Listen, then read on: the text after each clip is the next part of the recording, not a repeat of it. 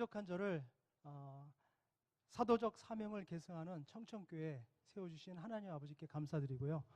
저를 초청해 주신 우리 배정은 담임 목사님과 성도님 여러분들께도 진심으로 감사의 말씀을 전합니다. 오늘 그 청천교회를 방문하면서 아까 예배 중에 우리 담임 목사님을 얼굴을 이렇게 뵈니까 굉장히 온화하신 모습이고 또 영혼을 사랑하신 구령의 열정을 이렇게 마음에 제가 담게 됐습니다. 그런 목사님과 또한 사랑하는 우리 부교역자들과 또 사랑하는 성도님들이 함께 섬길 수 있는 이 사랑의 공동체를 축복합니다. 저는 1989년 교정공무원으로 임용되어 지난 27년간 서울구치소에서 근무하다가 지난 6월 KBS 서울신문사 그리고 법무부 3사의 공동주최로 열린 교정대상 시상식에서 교정대상을 수상하고 특별승진하여 현재는 서울 남부교도소 총무계장으로 근무하면서 평촌에 있는 새 중앙교회를 섬기고 있는 이윤희 안수집사입니다. 반갑습니다. 네. 이 땅의 주인 되시는 하나님께서는 예나 지금이나 많은 사람들을 곳곳에 세워주시고 하나님의 방법대로 다양한 사람들을 인도하셔서 하나님 나라를 확장하는 그런 분이신 줄 믿습니다. 이 시간은 특별히 한 명의 교도관을 세워주셔서 구금시설에 있는 수용자들뿐만 아니라 그들의 가족 그리고 내 주변의 많은 이웃들에게 찾아가 하나님의 복음을 전하고 하나님의 나라를 확장하는 그런 하나님이 하시는 그런 아름다운 삶의 이야기들을 우리 청천교회 성도 여러분들과 함께 은혜 나누고자 합니다. 저는 불교 집안에서 태어나서 초등학교 시절 부모님과 함께 전도를 받고 신앙을 이제 기독교인으로 옮겨지게 되었습니다. 그러나 구원에 대한 확신 없이 지금까지 신앙생활을 해오다가 하나님의 은혜로 교도관이라는 직업을 가지고 국가 공무원으로서 직장 생활을 한다는 그런 기쁨에만 도취되어 크리스찬 직장인으로서 어떤 자세로 직장 생활을 해야 하는지 고민하지 않았습니다. 단지 수용자들을 잘 관리하고 그들을 교정교화하기 위해서는 규정과 법률로 강제하는 것이 제가 할 수 있는 유일한 방법이었고 그리고 그리스도인의 그 향기를 제대로 전달하지 못하는 직장인에 불과했습니다. 특히 오랫동안 수용자들의 폭행과 싸움 사건 등 각종 규율 위반 사건을 조사하는 특별사법경찰 업무를 담당해 왔던 저로서는 자신의 잘못을 부인하고 많은 수용자들과 심리전까지 펼치다 보니 수용자들에 대한 편협한 선입견은 더욱 커져갔고 시간이 지날수록 많은 스트레스가 쌓이게 되자 하나님께 나아가기보다는 퇴근 후에는 동료들과 함께 술자리로 이어지는 시간이 많아지게 되었습니다. 그러던 2002년 3월 어느 날 늦은 새벽까지 술을 마시고 집으로 귀가하는 길에 고속도로 방호벽을 들이받는 사고를 당해 안전벨트를 하였음에도 불구하고 오른쪽 늑골 4대가 골절되는 중상을 입고 6주 동안 병원에 입원하는 신세가 되었습니다. 그러나 저는 하나님 앞에 살려주신 하나님 앞에 감사하기보다는 단지 운으로 돌리고 술 취하지 말라 이는 방탕한 것이니 오직 성령 충만함을 받으라는 하나님의 말씀을 여전히 잊고 세상적으로 살아가자 하나님께서는 4년이 지난 2006년에 저의 간 수치가 무려 평상 일반인보다 20배가 넘는 760까지 올라가는 그런 또한 연단을 주시게 됩니다. 그래서 4주간의 약물 치료를 받은 그런 또 상황이 되었습니다. 뿐만 아니라 97년 IMF 이후 10년 가까이 월급의 반 이상을 제 술과 취미생활로 생활하다 보니 많은 빚까지 지게 되는 어려움이 겪게 되었습니다. 그러다 보니 그러한 고난과 시련은 내 자신을 극단적인 상황까지 몰고 가는 상황이 되었습니다. 그러나 저를 끝까지 사랑하신 하나님께서는 2006년 6월 말 서울 사랑의 동산이라는 영성훈련을 보내주셨고 그곳에서 그동안에 죄인된 모습으로 살아왔던 저의 삶을 하나님 앞에 낱낱이 고백하면서 많은 눈물과 함께 하나님을 인격적으로 만나는 그런 시간이 되었습니다. 그리고 제 삶의 터전을 서울시 양천구에서 지금 살고 있는 의왕시로 이사 오게 하셔서 2007년 1월 지금의 그 새중앙교회에 등록하여 신앙생활을 할 수 있도록 인도해 주셨습니다. 이렇게 인격적인 하나님을 만나게 되자 그동안 육신의 것, 세상적인 것에 탐하며 또 단순히 먹고 살기 위한 생활을 하였다고 한다면 이제는 저 구금시설 안에 있는 많은 수용자라 할지라도 그들 또한 구원의 대상이며 하나님의 사랑을 받을 자격이 있는 사람들이라는 것을 깨닫게 되어 세상적인 관점에서 하나님의 관점으로 바뀌게 되었고 저를 교도관으로 세워주신 그 하나님의 계획에 순종하는 마음으로 하나님의 말씀과 복음을 전해주기 위해 제자훈련과 사역자훈련 또 전도폭발훈련을 비롯한 이교도 전도훈련, 사역리 훈련과 전문인 선교사훈련 그리고 예수 전도단 훈련 등 전도와 선교에 관한 다양하고 체계적인 훈련을 받게 되었습니다. 뿐만 아니라 직장 선교사로서 영혼 구원에 대한 기쁨을 알게 되자 더욱더 다양한 방법으로 전도하기 위해 열심히 공부하여 사회복지사, 평생교육사, 행정사, 산업기술재산보호 전문가, 성폭력 예방 전문 상담사, 한국어 교사 자격증 등 16개의 자격증을 취득하고 또한 대학원에서 상담교육 석사과정도 마치게 해주셨습니다. 지난해 서울고치소를 떠나면서 당시 소장님과 부소장 그리고 총무과장을 만나면서 복음을 전해드리자 소장님께서는 지금까지 30년 넘는 공직생활 중에 성경을 선물 받고 복음을 들어본 것은 처음이라며 꼭 예수님을 믿고 교회에 나갈 것을 결심받았는데 현재는 대전지방교정청장으로 근무하시면서 사모님과 함께 열심히 신앙생활을 하고 있습니다.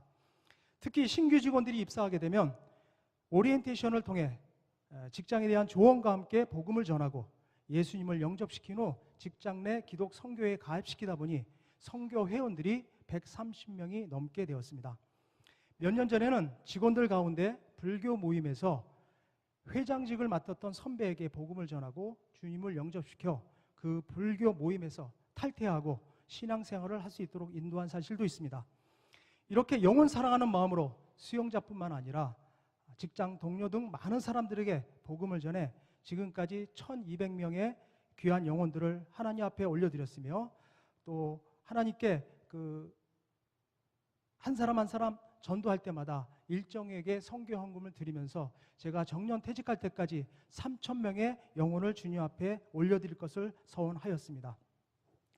그동안 하나님께서 하신 수많은 전도 사례들이 많이 있지만 오늘 저에게 주어진 시간이 짧기 때문에 몇 가지만 이 자리를 통해 여러분들과 함께 은혜 나누고자 합니다.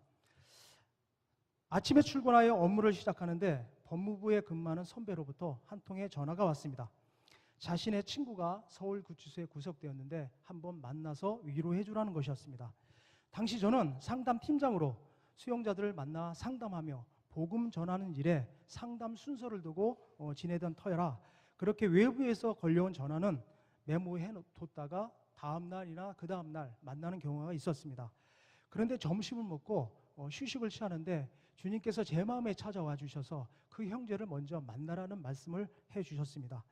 그래서 저는 그 형제를 거실로 찾아가 제 삶에 대한 간증을 짧게 나누고 그 형제님에게 혹시 종교가 있는지 물어보게 되었습니다. 그러자 그 형제는 기독교 집안에서 태어났고 대학 다닐 때까지 교회를 나간 사람이었다는 것이었습니다. 그래서 저는 그 형제에게 진단 질문을 했습니다. 형제님, 이것은 만약인데요. 만약에 오늘 밤에 하나님께서 형제님의 생명을 거두어 가신다면 천국에 들어갈 수 있습니까? 라는 질문을 던지자 그 형제는 머리를 떨군 채 저와 같은 죄인이 어찌 천국에 들어갈 수 있습니까? 라며 자신 없는 대답을 하는 것이었습니다. 그래서 저는 그 형제에게 천국 복음을 전하기 시작했습니다. 형제님은 지금까지 무엇을 위하여 살아오셨습니까? 어떠한 목표를 향하여 달려오셨습니까? 인생은 잠시 왔다가 사라지는 안개와 같다고 성경은 말씀하고 있습니다. 하나님께서 우리 인생의 가장 중요한 사실을 성경에 기록해 두셨습니다. 그 첫째는 우리는 언젠가 이 세상을 떠난다는 사실입니다. 그렇죠? 한 번 죽는 것은 사람에게 정하신 것이요 그 후에는 심판이 있으리니 히브리서 9장 27절에 기록하고 있습니다. 중요한 두 번째 사실은 우리는 언제 이 세상을 떠날지 모른다는 사실입니다. 그렇죠? 너는 내일 일을 자랑하지 말라. 하루 동안에 무슨 일이 일어날는지 내가 알 수 없음이니라. 잠언 27장 1절에 기록하고 있습니다. 마지막으로 중요한 세 번째 사실은 우리는 죽음 후 영원한 세계에 들어간다는 사실입니다. 한 번 죽는 것은 사람에게 정하신 것이요 그 외에는 심판이 있고 저들은 영벌에 의인들은 영생에 들어가리라. 마태복음 25장 46절에 기록하고 있습니다. 라며 천국은 하나님이 값없이 주시는 선물입니다. 너희가 그 은혜로 인하여 믿음으로 말미암아 구원을 얻었나니 이것이 너희에게서 난 것이 아니요 하나님의 선물이라. 행위에서 난 것이 아니니 누구든지 자랑치 못하게 함이니라. 라며 천국과 인간과 죄, 하나님 예수님 믿음에 대해서 복음을 전하자 그 형제는 그동안 닫혀있던 마음의 문을 열고 예수님을 뜨겁게 영접하는 것이었습니다. 그러면서 자신도 기독교인이었지만 사업을 하다 보니 평일에는 거래처 사람들과 술자리를 가져야 했고 주말엔 교회를 나가기보다 필드에 나가 거래처 사람들과 골프로 교제를 나누다 보니 그만큼 신앙심은 멀어져 갔고 2년 전에 자신의 부인은 암으로 세상을 떠난 후 이 억울하게 구속된 것이 너무 힘들어 오늘 밤에 이 세상을 떠나기 위해 자살을 계획하고 했다며 자신의 런닝셔츠 2장을 찢어서 엮어 만든 2m가 되는 끈을 제 앞에 내어놓는 것이었습니다. 저는 이 형제의 행동을 보고 정말 놀라지 않을 수가 없었습니다. 만일 이 형제에게 오늘 찾아가 복음을 전하지 않았더라면 또 한 영혼이 이 세상 사람이 아니었을 것을 생각하니 죽음 앞에서 한 영혼을 살려주신 하나님께 감사하며 뜨거운 눈물과 함께 영광을 올려드린 사실이 있습니다. 그리고 그 형제는 약 8개월이라는 시간 동안 저에게 성경 공부로 양육을 받고 성경 전체를 필사한 후 집행유예로 출소하여 현재는 일산에 있는 모 교회에 등록하여 열심히 신앙생활을 하고 있습니다. 저는 지난 1991년과 93년, 97년 3번에 걸쳐 사형 집행에 참여한 사실이 있습니다. 많은 사형수들이 형장의 이슬로 사라지는 안타까운 모습을 지켜보면서 너무나 하나님 앞에 고백한 부분도 있습니다. 그러다 보니 한 생명이 얼마나 소중하고 귀한 것인지 너무도 잘 알고 있었기에 출근과 동시에 복음 전하는 일에 최우선순위를 두고 헌신하자 하나님은 저에게 많은 것을 보여주셨습니다. 필리핀에서 귀국하면서 마약을 자신의 지갑 속에 넣고 인천공항으로 입국하다가 적발된 마약 수용자가 있었습니다. 이 형제는 우울증, 공황장애 등으로 치료를 받고 있는 상태에서 구속이 되자 금단 현상까지 오게 되어 정신병동 거실에 수용되었습니다. 그런데 자신의 신변을 비관하고 어느 날 새벽에 자살을 시도하려다가 그 끈이 끊어지는 바람에 미수에 그치는 사건이 발생합니다. 저는 이 사건이 있었던 다음 날 조사계 직원이 저를 찾아와 그 수용자를 조사하려고 하는데 그 형제의 눈은 완전히 풀려져 있었고 입에서는 격한 냄새가 나고 또 횡설수설하며 꼭 귀신 들린 사람처럼 조사계 사무실을 왔다 갔다 하여 도저히 조사가 이루어지지 않아 다시 수용거실로 입실시켰다는 것이었습니다. 그래서 저는 그 형제가 치유되기를, 회복되기를 간절히 기도한 후 그 형제를 저희가 근무하는 상담실로 데리고 와 왜 자살하려 했는지 물어보게 되었습니다. 그러자 그 형제는 힘이 없는 작은 목소리로 하루 종일 현수야 죽어봐 너는 죽어야 돼 너는 죽어야 할 사람이야 라는 환청 소리가 24시간 동안 들리기 때문에 잠을 수일 동안 잠도 못 자고 해서 결국은 자살을 선택하고 시도를 하였다는 것이었습니다. 이 말을 들은 저는 악한 귀신이 이 형제를 죽음으로 몰고 가고 있다는 사실을 느끼고 큰 목소리로 복음을 전하기 시작하자 제 앞에 있던 그 형제는 계속 복음을 듣지 못하고 꾸벅꾸벅 졸고 있는 것이었습니다. 고린도 후서 4장 4절에는 사단에 대해서 하나님께서 이렇게 말씀하고 있습니다. 그 중에 신이 믿지 않은 자들의 마음을 혼미케 하여 그리스도의 영광의 복음의 광채가 비치지 못하게 함이니 저는 이 말씀이 기억이 나 그 형제를 계속 흔들어 깨우며 1시간 동안 전도 폭발 훈련으로 받은 것을 계속 주입을 시키고 복음을 전하자 결국 그 형제는 예수님을 영접 기도를 따라하는 것이었습니다. 그래서 저는 영접 기도를 따라한 후에 내 앞에 놓여있던 성경책에 그 형제의 손을 가지런히 올려놓고 저는 두 손으로 그 형제의 손을 잡고 또 축복 기도를 해주었습니다. 내게 능력 주시는 하나님 아버지, 나는 비록 약하나 주 예수 그리스도의 권세는 강하고 크신 줄 믿습니다. 지금 이 마약에 사로잡혀 있던 이 한 형제를 예수님의 이름으로 명하노니 이 형제 속에 있는 악한 영은 떠나갈지어다, 떠나갈지어다, 떠나갈지어다 라며 3번을 선포하는 순간 그 성경책에 놓여있던 그 형제의 손이 손 위로 튕기면서 긴 한숨을 내뿜는 것이었습니다. 그리고 저는 그 형제님에게 이제는 예수님의 이름의 권세가 형제님을 죄에서 자유롭게 하셨음을 믿으시기 바랍니다 라고 선포하자 그 형제는 저에게 한참 후에 저에게 눈을 뜨면서 지금 자신의 왼쪽 가슴에서 큰 구렁이 2마리가 허물을 벗고 나가는 환상을 보았다고 하면서 그동안에 답답했던 가슴이 뻥 뚫리고 평안해졌다라고 말하는 것이었습니다. 그래서 하나님께서 저의 간절한 기도를 들어주시고 그 형제의 마음속에 자리 잡고 있던 악한 영이 빠져나가게 된 것을 확인하는 순간이었습니다. 그리고 이 형제는 보름 후에 구속 집행정지로 출소하여 현재 동대문 소재 모 교회에 자신의 부인과 함께 출석하여 열심히 신앙생활을 하고 있습니다. 예수님께서는 마가복음 16장 17절 18절에 이렇게 말씀하고 계십니다. 믿는 자들에게는 이런 표적이 따르니 곧 저희가 내 이름으로 귀신을 쫓아내며 새 방언을 말하며 뱀을 집으며 무슨 독을 마실지라도 해를 받지 아니하며 병든 자에게 손을 얹은 즉 나으리라. 할렐루야. 이와 같이 전도를 통해 하나님의 소중한 은혜를 체험한 저는 직장 출근과 동시에 이 산지를 내게 주옵소서라고 선포하며 오늘 하루도 나를 통해 일하시는 하나님을 기대하며 또한 담대하게 복음을 전하는 사람으로 생활하게 되었습니다. 그러다 보니 내가 만나는 사람 모두 한 사람 한 사람이 다 전도의 대상자였으며 복음을 전하는 일은 이제 내 생활의 일부분이 되었습니다. 당시 서울구치소에는 16명의 사형수들이 생활하고 있었는데 그들 또한 주님의 사랑이 간절히 필요한 형제들임을 잘 알고 있었기에 주님께서는 저를 그들에게 보내주셨습니다. 그래서 2004년 21명의 부녀자들의 목숨을 앗아간 사형수 유영철과 또 10명의 부녀자들을 살해한 강호순, 강남구 논현동 고시털에 불을 지르고 6명의 생명을 앗아간 정상진, 그리고 안양 혜진이 예슬이 사건의 주범인 정성현 형제 등 모두 12명의 사형수들을 전도하여 현재 외부에서 들어오시는 종교 유형과 자매교를 맺게 해주고 신앙생활할 수 있도록 도와주었습니다. 또한 사회에서 오랜 노숙 생활로 주민등록이 그렇게 말소된 채 구속된 수용자들이 있습니다. 하나님께서는 또 그들에게 저를 보내주셔서 그들의 주소지가 말소되었기 때문에 제가 살고 있는 관사에 주소지를 옮겨 청계동사무소에서 기초생활을 받을 수 있도록 자립할 수 있도록 기반도에 마련해 주었습니다. 이렇게 하나님께서는 병들고 가난한 자, 또 헐벗고 옥에 갇힌 자, 지극히 낮은 한 사람 한 사람을 주님의 복음을 전하게 해주시고 그들의 가족까지 전도할 수 있도록 저를 사용해 주시고 계십니다.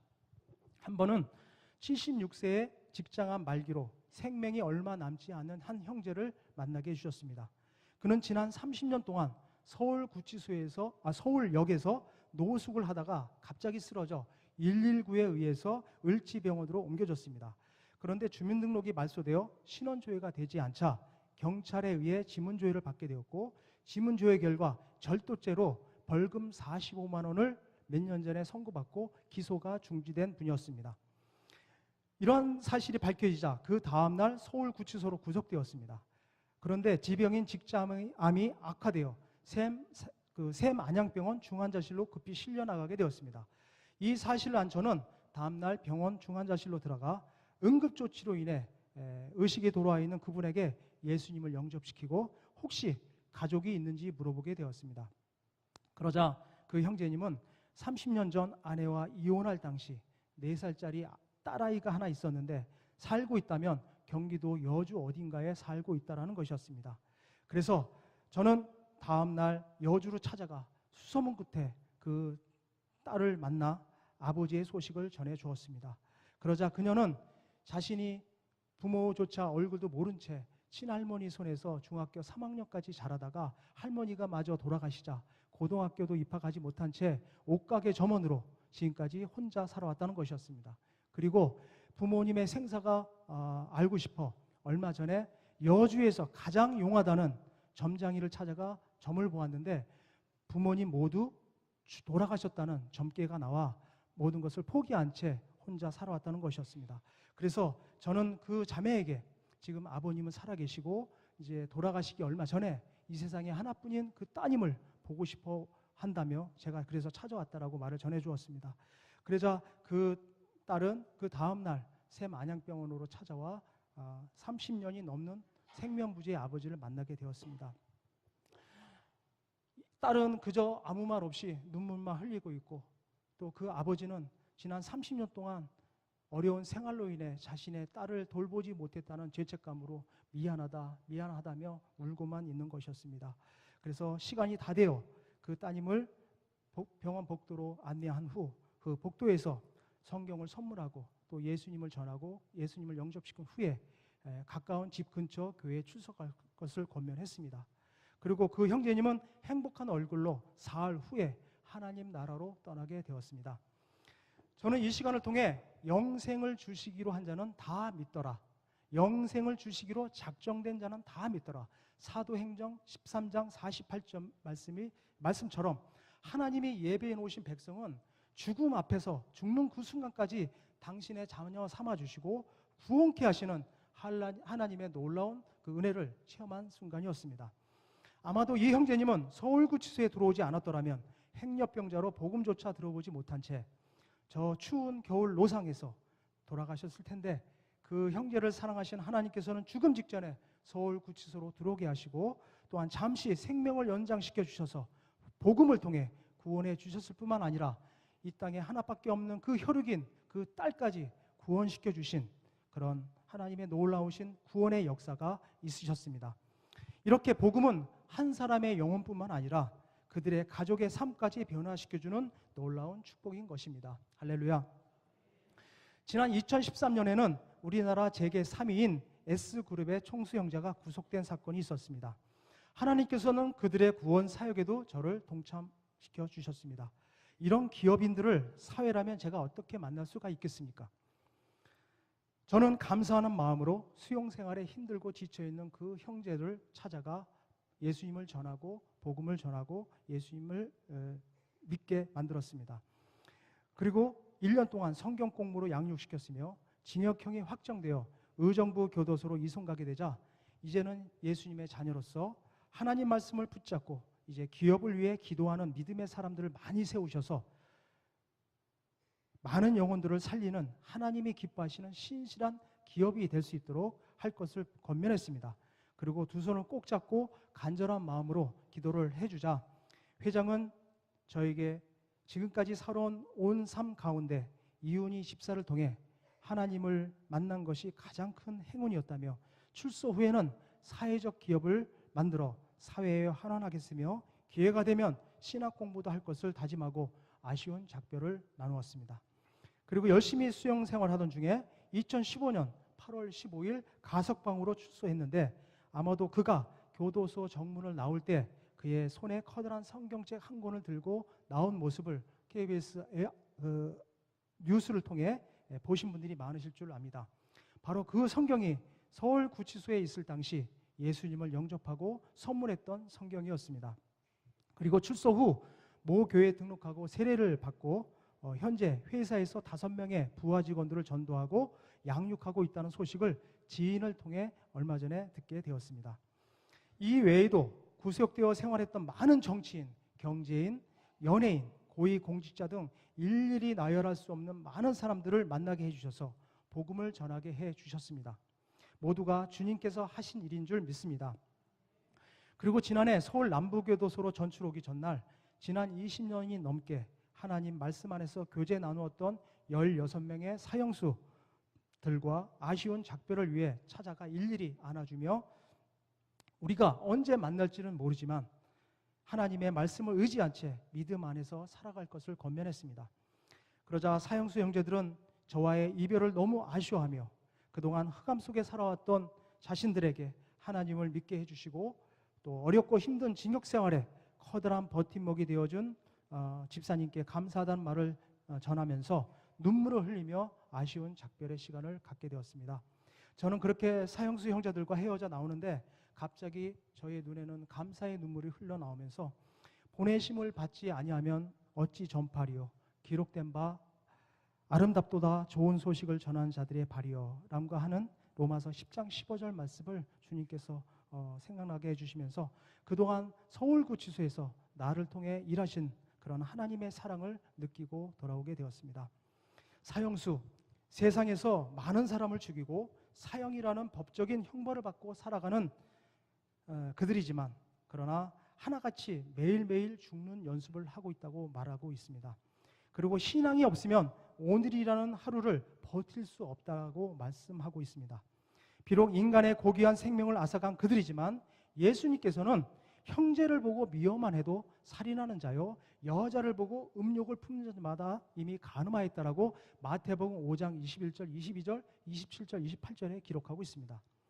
이 말씀에 비춰보면 어찌 그들만 사형수들이고 죄인들이라고 말할 수 있겠습니까? 비록 무고한 생명을 앗아간 짐승만도 못한 그런 사람들이라 할지라도 십자가에 못 박으라고 세상 사람들은 말할지라도 예수님만큼은 그들도 내가 사랑하는 자녀라고 말씀하고 계시지 않을까요? 이렇게 영혼 살리는 일이 하나님께서 최고로 기뻐하시는 일임을 알게 된 저는 너희는 먼저 그의 나라와 그의 의를 구하라. 그러면 모든 것을 더하여 주신다라는 하나님의 말씀을 의지하고 열심히 살아가자 많은 것으로 축복해 주셨습니다. 먼저 술로 인해 알코올에 찌들었던 저의 건강은 회복되어 강원도는 물론 경상북도 청송과 밀양 등 전국적으로 주님의 사역을 알리는 간증자로 세워주셨을 뿐만 아니라 2008년 6월엔 법무부에서 유럽 5개 나라를 시찰하 올 수 있도록 해주셨습니다. 유럽 시찰이라는 것이 공무원 생활 중에 쉽게 갈 수 있는 것이 아니었기에 이 여행에 나를 보내주신 하나님의 계획이 분명히 있을 것이라는 기도 중에 확신을 주셨습니다. 그런데 스위스에서 로마로 가는 비행기 안에서 내 옆에 여행사 가이드가 앉아있는 모습을 보고 그 형제님에게 예수님을 전하여 예수님을 영접시켰으며 호텔에서 저와 함께 지내던 동료 2명에게도 복음을 전하여 그 여행 중에 모두 3명의 형제들을 영접시키고 예수님을 영접시키고 돌아온 사실이 있습니다. 아마도 하나님께서는 지금까지 하나님을 모르고 살아왔던 그 3명을 당신의 자녀 삼기 위해 저를 그 여행에 동참시켜 주신 줄 믿습니다. 할렐루야. 또한 2011년 11월에는 경기일보사에서 주최하는 경기도 공무원 가운데 공직대상 시상식이 있었는데 저는 교정 부분 대상을 받는 영광도 허락해 주셨습니다. 그래서 부상으로 상을 받은 12명의 수상자와 함께 부부 동반으로 중국 여행을 보내주게 되었습니다. 그때도 저는 수상자들 가운데 예수님을 믿지 않은 부부들이 있다고 한다면 이 여행 중에 꼭 복음을 전하여 예수님을 영접시키겠다고 다짐을 하고 기도를 하고 갔습니다. 그리고 그 둘째 날 중국 상해 호텔에서 저녁 식사를 하고 옆방에 묵고 있는 6명의 부부를 우리 방으로 초대하여 그동안 살아온 이야기들을 나누면서 복음을 전하고 예수님을 모두 영접시키고 귀국하였습니다. 뿐만 아니라 과거 저의 건강을 돌봐주시던 병원 주치의가 인덕원 소재 구원파 교회에 출석한다는 사실을 알고 평소 이단에 대해 공부했던 저는 진료 때마다 구원파에 대해서 설명하고 참 복음을 전하여 현재는 가족 모두 강남구 대치동에 있는 서울교회에 옮겨 신앙생활을 할 수 있도록 인도하였습니다. 또한 동료 직원의 아버지가 돌아가셔서 부산 장례식장을 가던 중에도 제 옆에 동석한 동료 직원에게 복음을 전하고 저희 교회에 등록시키기도 하였으며 직장 동료의 가족이 암으로 세상을 떠나 조문 중에도 동료 부부에게 우리도 언젠간 저 영정사진의 주인공이 될 텐데 살아있을 때 예수님을 믿고 구원받아야 되지 않느냐며 복음을 전하고 예수님을 영접시키고 돌아온 사실도 있습니다. 이렇게 저는 어떠한 장소, 환경을 불문하고 담대하게 복음을 전하는 사람으로 변하게 되었습니다. 저희 가정은 과거 저의 세상적인 삶으로 인해 재정적인 여유가 많은 가정이 아니었습니다. 그렇지만 하나님께서는 여유 있는 자의 섬김보다 비록 가진 것은 많지 않지만 작은 것 중에서 구별하여 하나님께 드리려는 제 마음의 중심을 보셨습니다. 한 번은 제가 교회에서 실시하는 1년 과정의 전문인 선교사 선교 훈련을 받고 있을 때였습니다. 제가 속한 팀 10명이 일본으로 선교 훈련을 떠나게 되었는데 팀원 중 한 명이 비행기값 50만 원이 부족하여 갈 수 없는 처지가 되었습니다. 그런데 저는 기도 중에 당시 일본은 8만 개의 신이 있다고 합니다. 그 영적 흐름이, 악한 영적 흐름이 우리 팀의 이 재정의 얼음으로 우리를 이렇게 분열시키고 다 같이 갈 수 없게 만드는구나라는 그런 느낌을 받아 그 훈련생의 비용 50만 원을 제 마이너스 통장에서 꺼내어 입금시켜 후원하게 되었습니다. 그리고 팀원 10명 모두가 일본으로 떠나게 되었고 출국 당일 김포공항에 모여 기도하고 출발하려고 하는데 당시 회계지급을 맡았던 자매가 최종적으로 우리 공영 통장을 인자해 보니 500만 원이라는 선교 후원비가 출국 전날 입금하였다는 사실을 알게 되었습니다. 나중에 알고 보니 그 500만 원을 후원해 주신 분은 몇 개월 전 제가 전도했던 사업을 하는 분이었습니다. 하나님께서는 아무런 계산 없이 하나님의 사역을 위해 헌신하고자 했던 저의 마음을 기쁘게 받으시고 그 50만 원의 10배가 넘는 500만 원으로 저희 팀에 후원을 해 주셨던 것이었습니다.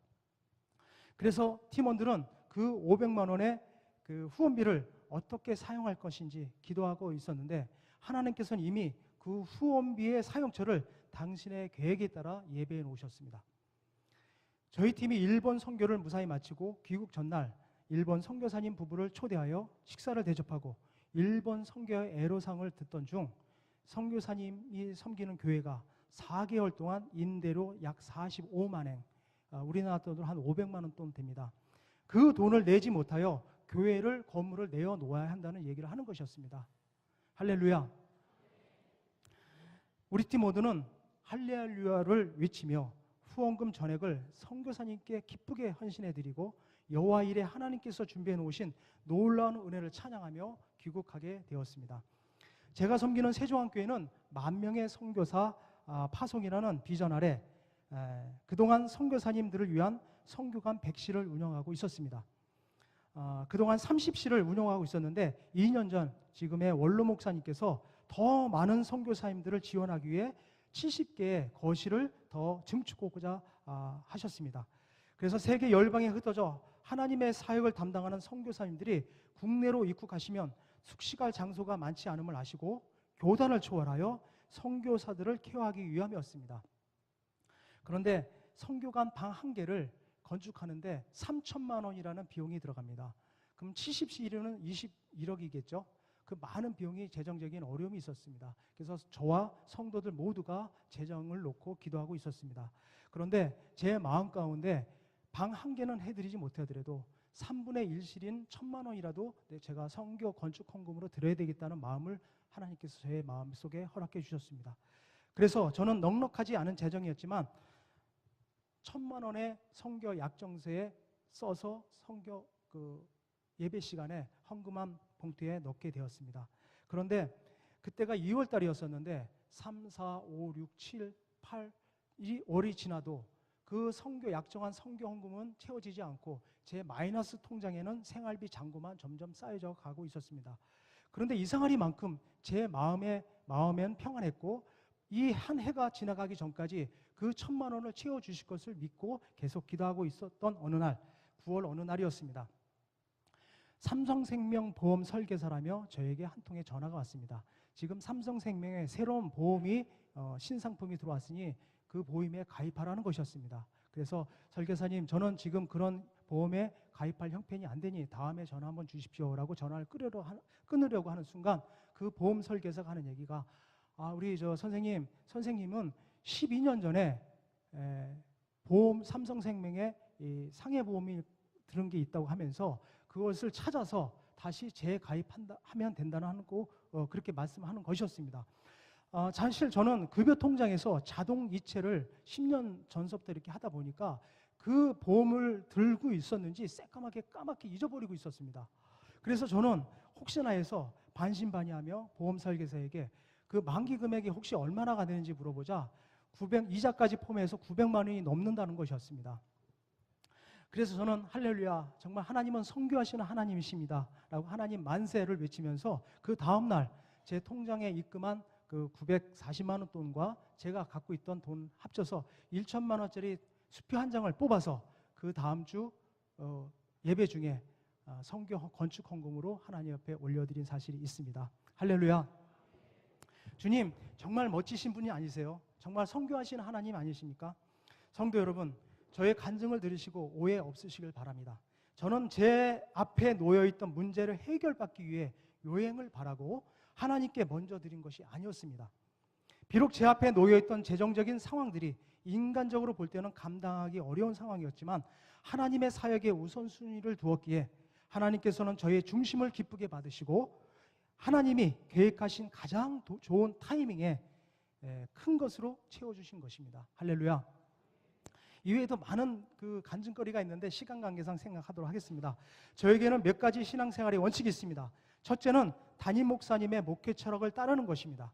제가 섬기는 세종한교회는 비전 100천만의 비전을 원로 목사님의 목회 철학을 토대로 100개의 북한교회, 1000개의 세계교회, 10,000명의 선교사 파송이라는 커다란 하나님의 선교 계획에 순종하며 세워진 교회입니다. 그래서 저희 가족 모두는 언젠가 하나님께 부르시면 나가는 선교사가 되기 위해 준비 중에 있으며 현재는 선교사님들을 위해 기도와 재정 후원을 하고 있습니다. 두 번째는 교회 중심의 신앙생활을 하는 것입니다. 저는 교구장으로서 안수집사 회장과 구역장으로 매주 교구 식구들을 섬기며 하나님 말씀으로 양육하고 교제하는 것을 최우선순위에 두고 담임 목사님의 목양 사역을 배우고 실천하고 있습니다. 세 번째는 예배를 통해 받은 은혜가 저의 삶으로 이어지도록 하는 것입니다. 주님이 주신 은혜는 매일마다 새롭습니다. 그렇기에 오늘도 처음 만나고 스쳐 지나가는 사람들일지라도 전도하기 위해 최선을 다하고 있습니다. 저 또한 여전히 부족한 모습들이 많습니다. 그렇지만 하나님께서는 완벽한 저의 모습보다는 부족하고 연약한 저를 통해 일하고 계심을 늘 깨닫게 됩니다.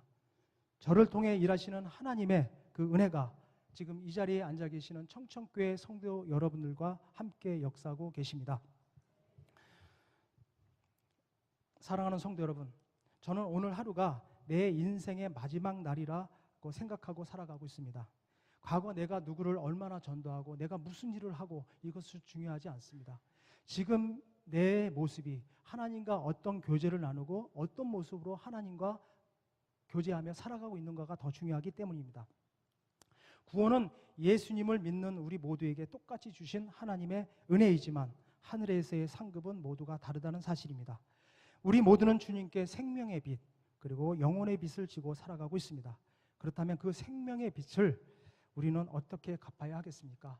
1년에 한두 번 하는 새생명축제, 전도축제가 아니라 우리가 매일매일 숨쉬고 살아가는 이 순간처럼 매일매일 전도의 역사가 일어난다고 생각합니다. 나의 달려갈 길과 주 예수께 받은 사명, 곧 하나님의 은혜의 복음을 증언하는 일을 마치려 하면은 내 생명조차 조금도 귀하게 여기지 아니하노라 고백했던 사도 바울의 고백이 저와 우리 성도 여러분들의 고백이 되어 많은 사람들을 옳은 대로 돌아오게 한 자는 저 하늘의 별처럼 영원토록 비치리라 하신 말처럼 이 땅에서의 스타가 아니라 저 하나님 나라에서 영원히 추앙받는 그런 영원한 스타가 되시길 간절히 바라면서 지금까지 저를 통해서 일하시고 역사해 주신 하나님의 하신 그런 일들을 모두 마치도록 하겠습니다. 하나님 옆에 영광의 박수 올려드리겠습니다.